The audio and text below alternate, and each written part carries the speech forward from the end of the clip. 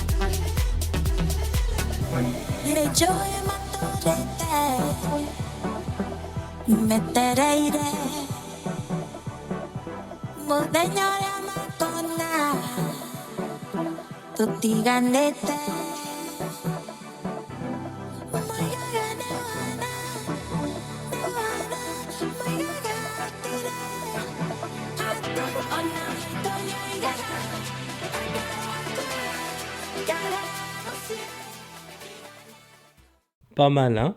Ce que je veux dire, c'est qu'aujourd'hui, il pleut des nouveautés côté matos. Chez GoPro, on a la 13 Hero Black. Chez DJI, on a la Osmo 5.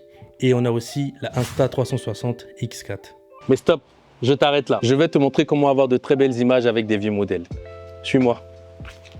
Toutes ces actions de cam sont super cool et font toutes de belles images. En 2024, si tu as une de ces actions de cam et que tes images sont mauvaises, c'est pas la cam qu'il faut accuser, mais plutôt la personne derrière la caméra. Si vos images ne sont pas à la hauteur de vos attentes, n'accusez pas le matériel. Bah ouais, il faut vous remettre en question. Je vous dis ça parce que moi aussi au début, quand je voyais les nouveaux matériels de DJI ou de GoPro, les nouveaux lancements, moi aussi j'étais bluffé. Je me disais waouh, je vais acheter cette nouvelle caméra, la déballer, l'allumer, shooter avec et moi aussi j'aurai des belles images. Sauf que non, la vie c'est pas comme ça mon ami. Bah ouais, car la gifle, je l'ai reçue. La déception de voir mes premières images pas belles, tu vois ça?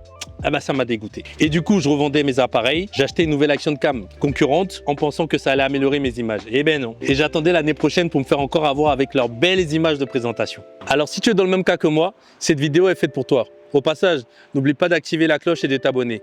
Donc moi, ce que j'ai fait, c'est par commencer à connaître le produit. Car oui, ça paraît bête, mais on est beaucoup dans ce cas-là à ne pas connaître vraiment le produit. On achète un produit parce que ça nous plaît, on le déballe, on le bidouille, on lit jamais la notice. Et dès qu'on a un souci, qu'est-ce qu'on fait? Internet, YouTube. Voir si quelqu'un sur Internet a eu la même problématique que nous, en espérant avoir dans les 60-80% du temps une réponse. Cela fonctionne, mais c'est prendre une mauvaise habitude. Donc ce que je peux vous conseiller dans un premier temps, waouh, les chaussettes. Donc ce que je vous conseille, c'est dans un premier temps de lire le manuel de votre action de cam, car 100% des réponses se trouvent à l'intérieur. Et tu vas me dire, oui, ça je sais déjà. C'est vrai, tu as raison, mais pourquoi tu ne le lis pas? Coquin, c'est rien, c'est juste un excès de côte de taureau de Camargue. Ça me rend nerveux et impulsif. Et oui, taureau de Camargue, animal fortement membré. Ce que tu vas faire, c'est lire ton manuel entièrement et seulement après l'avoir lu, si tu ne comprends toujours rien, tu viendras sur les réseaux essayer de trouver une solution. Et nous ferons un plaisir de te répondre sur les groupes Facebook, réseaux, forums, etc.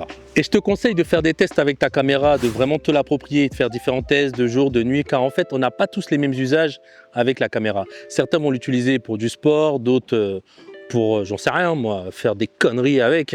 Bah ouais, parce que le fait de bien savoir dans quel domaine tu l'utilises va t'emmener sur des réglages spécifiques. Car comme je disais précédemment, nous n'avons pas tous les mêmes utilisations. Quelqu'un qui fait des photos dans de l'eau ou du sport, ou je sais pas moi, de l'animalier ou des photos comme ça pour s'amuser, ça va t'emmener à des réglages bien spécifiques. Et ça va te permettre de bien te concentrer sur les réglages à savoir utiliser. Et pour ma part, moi en photo avec la GoPro, je shoote toujours en RAW. C'est un format qui va te permettre d'enregistrer toutes les informations de ton capteur. Tu vas avoir toute la gamme dynamique dans les hautes et les basses lumières. Et après, dans un logiciel de retouche type Lightroom, pouvoir retoucher les photos et donner un peu le look que tu préfères. En vidéo, vous allez sélectionner la plus haute résolution que vous avez. Dans mon cas ici, c'est du 5K. Donc je sélectionne 5K.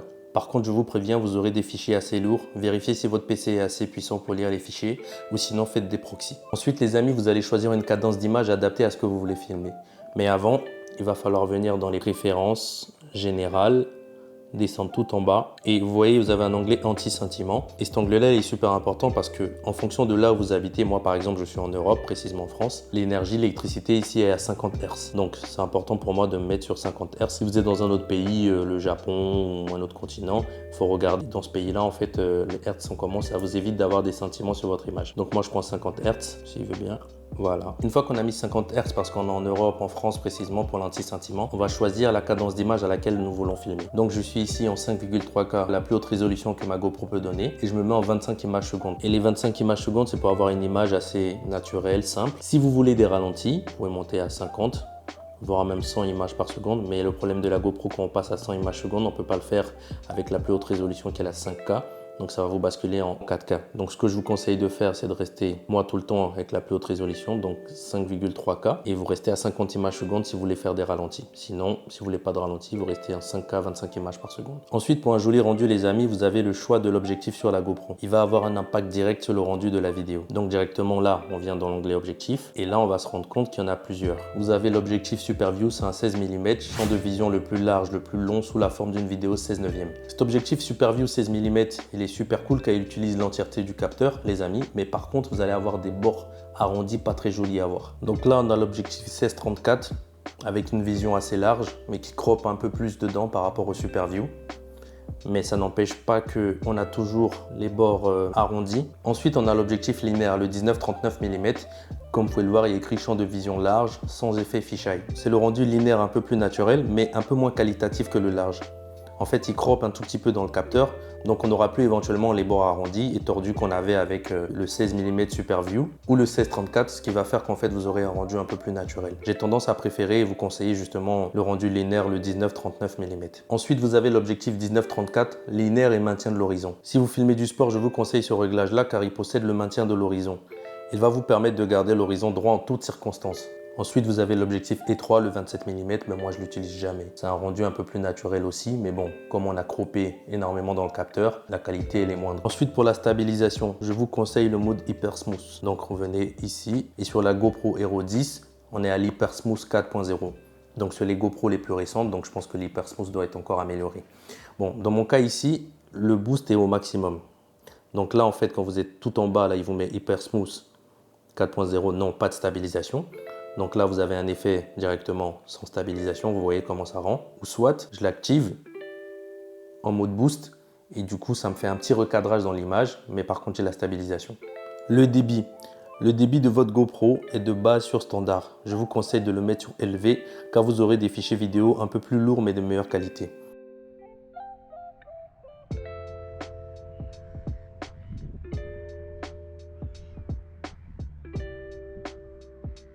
Résolution 2,7K est supérieure uniquement pour une qualité d'image optimale. Donc il faut absolument cocher le débit le plus élevé pour avoir une image un peu plus nickel.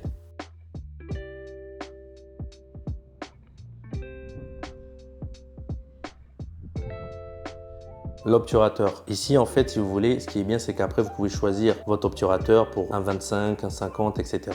Ça va vous permettre, si vous avez un filtre ND, pour avoir un mouvement assez naturel. Mais bon, j'ai pas de filtre ND et on n'en parlera pas trop dans cette vidéo-là. Les ISO. Les ISO, c'est ce qui va vous permettre d'avoir plus ou moins de luminosité dans votre image. Avec la GoPro, c'est très facile d'avoir une très mauvaise image en jouant avec les ISO. C'est-à-dire que si vous avez des ISO assez élevés, votre image peut être vite dégueulasse. Ce que je vous conseille, c'est de mettre vos ISO à une valeur minimale, donc de 100, et en valeur maximale, de les laisser à 400. En fait, j'aurais même tendance à dire de les laisser ISO minimum 100, ISO max 100 aussi. Des fois, en condition de basse luminosité, vous pouvez monter grand maximum jusqu'à 400. C'est ce que je conseille. Et après, en post-production, avec un denoiser, essayez de baisser le grain. Mais s'il fait plein jour et que vous savez que c'est dans un environnement où vous avez de la lumière, restez à ISO minimum 100, ISO maximum 100. Mais pour un réglage, on va dire un peu moyen, pour faire un peu de tout, donc je vous conseille ISO 100 minimum et ISO max 400. Ensuite, au niveau du réglage couleur. De base, le réglage couleur, il est mis sur éclatant ou naturel, je ne me rappelle plus. Moi, je vous conseille de le laisser sur plat. Pourquoi plat? Parce que dans cette vidéo, on veut une image maximale et qualitative avec notre GoPro. Donc le fait de le mettre sur plat, vous allez avoir une image flat, désaturée, pas trop belle, un peu grisâtre. Mais en post-production, ça va vous permettre de mettre des lustres un peu comme des filtres. En fait, vous indiquez à la GoPro que c'est vous qui allez travailler en post-production et pas la GoPro qui va vous mettre un rendu déjà programmé en naturel ou en éclatant.